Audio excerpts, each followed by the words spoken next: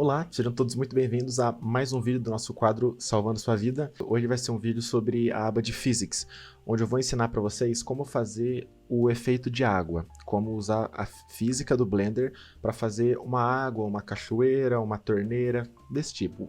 Basicamente o efeito da água saindo de algum lugar e preenchendo um espaço. Bom, para a gente começar, eu vou inicialmente colocar aqui um cilindro. Existem alguns jeitos de fazer isso, normalmente dois são mais famosos.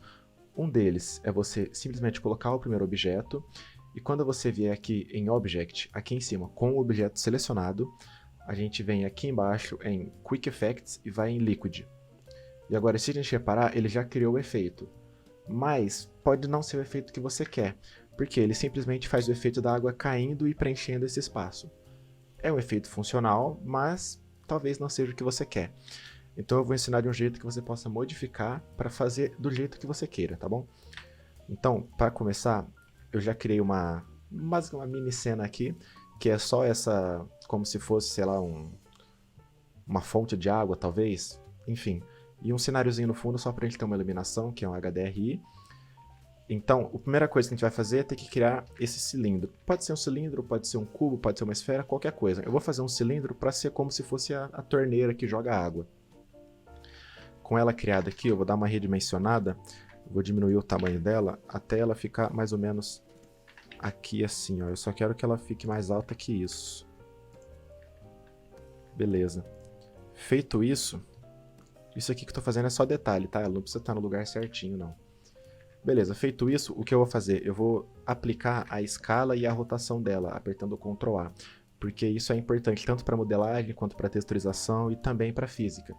Então sempre lembra de, quando você fizer a modificação no objeto, aplicar a escala e a rotação dela. Beleza, feito isso, o que eu vou fazer? Existem dois tipos de objeto quando você vai fazer simulação. Um deles é o objeto que vai fazer a simulação, e o segundo deles é o domain, que é o domínio, que é o objeto que vai receber a simulação. Esse daqui, como vai ser tipo uma torneira, é o objeto que vai fazer a simulação. Então agora a gente precisa de um objeto que vai receber a simulação. Para isso, como o meu plano, né, da fonte é quadrada, eu vou fazer um cubo.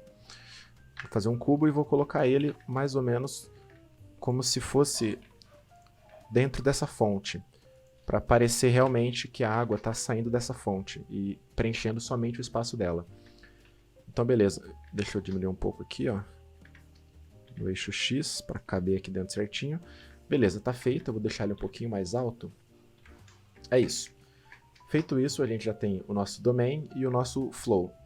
Mas a gente não mexeu neles ainda. Então a primeira coisa que eu vou fazer é vir para o modo wireframe para eu poder ver o que eu estou fazendo. Lembrando, aplicar a escala e a rotação no objeto. E agora vamos começar a usar a simulação em si. A gente pode começar pelo domain, que vai ser o objeto maior, o cubo, o cilindro, tanto faz qual objeto vai ser. A gente vem aqui nessa aba de física do Blender, aqui embaixo, e vem em Fluid. Quando a gente vir em Fluid, ele vai vir aqui o Type, que é o tipo de fluido que esse objeto vai ser. E a gente vai ter aqui o Flow e o Domain, que é os dois que eu falei para vocês. Como esse é o cubo, ele é o Domain. Então a gente coloca ele de Domain e a gente percebe a primeira coisa logo de cara que aparece um cubo, bem aqui embaixo. E isso mostra que ele é realmente o Domain, o domínio. A partir daqui a gente vai começar a fazer algumas modificações para a nossa simulação ficar mais fluida, mais bonita, do jeito que a gente quer. Então, primeira coisa, esse domain type a gente vai mudar, porque a gente não vai fazer um fogo com fumaça, por exemplo, a gente vai fazer líquido. Então a gente muda o type para liquid. Divisões de resolução de subdivisão é basicamente, como o próprio nome já diz, subdivisão. Eu vou colocar 64 para ficar um pouco mais, sabe, não ficar parecendo uma água tão quadrada, tão low poly. Então eu vou deixar em 64. Bom, eu não vou explicar para vocês todas as opções, uma por uma que tem aqui, porque são muitas opções de física. Então, caso você tenha alguma dúvida, você pode clicar aqui com o botão direito e lá embaixo tem Online Manual, onde vai ter explicado detalhadamente todas as opções e o que cada uma faz uma por uma. Eu vou explicar aqui, nesse vídeo, as mais importantes, porque se eu for explicar tudo vai ficar um vídeo de 30 minutos, porque são muitas. Então vamos lá, essa é a subdivisão. Depois disso, o que a gente vai mexer? O Liquid ele tem que estar ativo, provavelmente ele vem por padrão, mas caso não venha, você ativa aqui. Aqui a gente pode mexer no raio da partícula, que é basicamente o tamanho que vai ser a bolinha ou a partícula de água. Se você quiser, você pode mexer, mas eu não vou mexer nisso. Outra coisa que a gente pode mexer também é aqui a randomização, que é basicamente quanto uma partícula vai diferenciar da outra, então pode ser que uma fica muito grande, uma menorzinha. Não vou mexer também, mas caso você queira é isso. A gente habilita essa aba de mesh aqui e abre ela porque a gente pode mexer aqui no raio da partícula. E esse raio da partícula, ele pega todos, e não uma por uma. E além disso, ele tem também esse Up-Res Factor, que basicamente ele pega uma resolução padrão e dá um Subdivision. Então, se você quiser que tenha ainda mais resolução, você aumenta esse Up-Res Factor para 3, 4, mas cuidado, porque ele é muito pesado, então vai ficar bem pesado no projeto. Eu vou deixar em 2, mas se quiser pode botar em 3, até em 4, eu acho que está razoável. E o raio da partícula eu vou deixar em 1, porque eu quero que a água fique mais lisa, mais, sabe, mais parecendo que ela é água mesmo, com menos cortes aparecendo. Depois disso, aqui embaixo a gente vai ter que mexer aqui. Frame Start e End basicamente é o tamanho da linha do tempo que você quer que seja projetado. Então, 250 ele vai ficar 250 frames fazendo a animação de água. Quanto maior a quantidade de frames, mais tempo vai demorar para fazer o bake disso, vai ficar mais pesado, então aí você vê. Eu vou deixar em 250 mesmo. E aqui em Type a gente vai mudar para Modular e Is Resumable, a gente vai habilitar. Feito isso, a parte do Modular está pronto.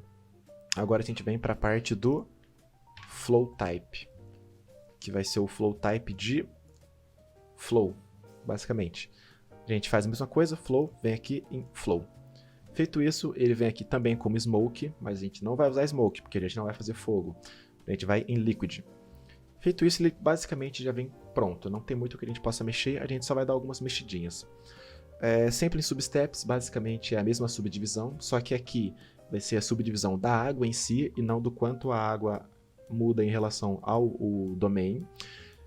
Não precisa mexer se você já mexeu no domain, tá? Então eu vou deixar 0. A gente vai habilitar essa Initial Velocity. Por quê? Isso significa o quê?